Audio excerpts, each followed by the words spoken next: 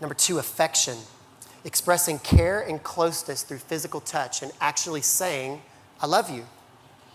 In Mark 10:16 it says, and they were bringing children to him so that he might touch them. And he took them into his arms and began blessing them and laying his hands on them.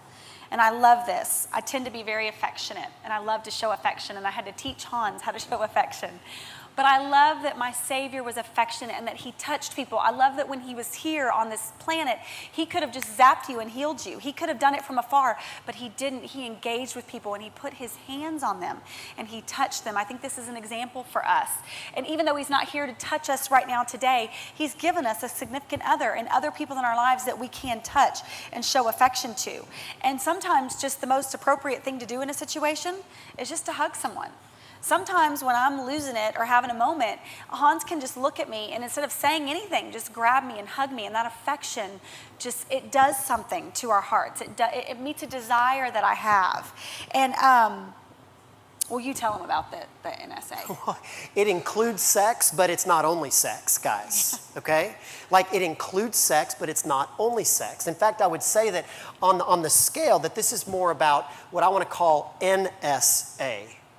Anybody want to take a guess as to what that stands for? Non-sexual affection. Non-sexual affection. I asked one of my clients what they thought that meant in my office. They said, no sex allowed. Kinda. I like That's kinda what it means. I like theirs better. But it's both. And I think our wives need a good dose of affection, non-sexual affection, without any expectation of something in return. If the only time that you're touching your wife is when you want something from them, that's exactly the opposite of what this looks like.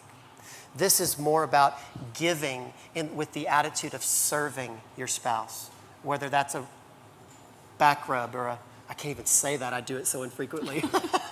But back rub.